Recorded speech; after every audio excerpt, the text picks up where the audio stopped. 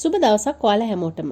අවුරුද්දට වැඩි බබාලට ප්‍රධාන වේල් වලට වගේම කෙටි වේලටත් රස කෑමක් තමයි අද අරගෙන එන්නේ. තාමත් බබාට කෑම YouTube channel එක subscribe කරලා නැත්නම් අපේ channel එක subscribe කරන්න. ඒ වගේම bell icon එකත් click කරලා අලුත් videos දාපු ගමන්ම දැනගන්න. මුලින්ම මම pan එකට තෙල් ටිකක් දාලා හොඳට රත් වෙන්න තියාගන්නවා. ඊට පස්සේ මම එකතු කරගන්නවා පොඩිවට කපාගත්ත ලුණු ටිකක්. මේකටම සුදු ලුණු ටිකකුත් දාලා හොඳට ටෙම්පරාදු කරගන්නවා. ලුණු ටික මැලවිගෙන එනකොට මම මේකට පොඩිවට කපාගත්ත කොත්තමල්ලි කොළ ටිකක් එකතු කරගන්නවා. ඔයගලන්ට කොත්තමල්ලි කොළ කරපිංච මේ වගේ දේවල් දාගන්න පුළුවන්. මේ ටික මේ විදිහට ටෙම්පරාදු වෙන අතරතුර මම මේකට කෑලි මිරිස් ටිකක් එකතු කරගන්නවා. ඔයගලන්ට පුළුවන් ගම් මිරිස්, කෑලි මිරිස්, මිරිස් කුඩු මේ මොනවා හරි දාලා සැරට හදාගන්න. ඒ මුකුත්ම නැතුව සැර නැතුව වුණත් මේක බබාට හදාගන්න පුළුවන්. අවශ්‍ය ප්‍රමාණයට ලුණුත් දාගන්න. ඒ ටික හොඳට කලවම් කරගත්තට පස්සේ මම දැන් එකතු කරගන්නේ තම්බලා පොඩි කරගත්ත අල. අල ටික මේකට දාලා හොඳට කලවම් කරගන්න. අල ටික හොඳට කලවම් වුණාට පස්සේ අපිට පුළුවන් ලිපෙන් අයින් කරගන්න. දැන් ආපහු මම පෑන් එක ලිපේ තියලා තෙල් ටිකක් අඩියට මේ විදිහට බ්‍රෂ් එකෙන් ගා ගන්නවා.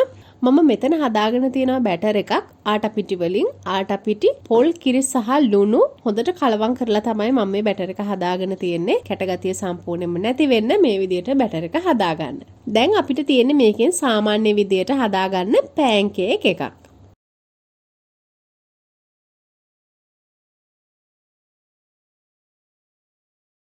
මේක මෙන්න මේ විදිහට සුදු පාට ගතිය අඩු වෙගෙන එනකොට අපි හදාගත්ත අර අල මිශ්‍රණය පැත්තකින් තියාගන්න.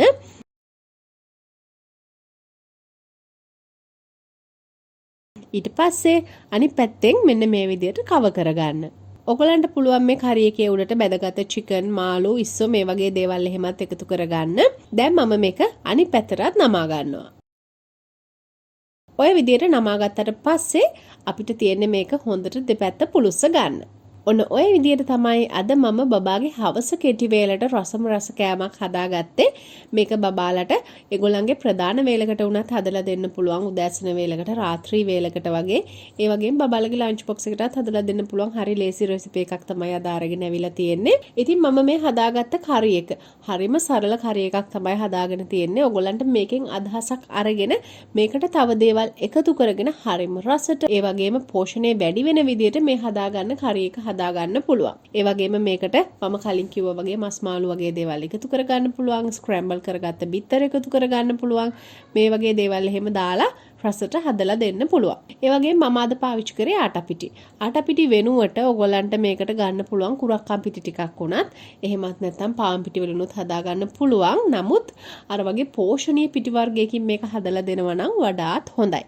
අවුරුද්දට වැඩි බබාලට තමයි අද හදාගත්ත කෑම එක දෙන්න පුළුවන් වෙන්නේ. එහෙනම් ඕගොල්ලන්ගේ බබාලටත් මේ වගේ රස කෑම වර්ග හඳුන්වලා දෙන්න. අපි අලුත් වීඩියෝ එකදී ආයෙ දවසක හම්බ වෙමු. හැමෝටම සුබ දවසක්.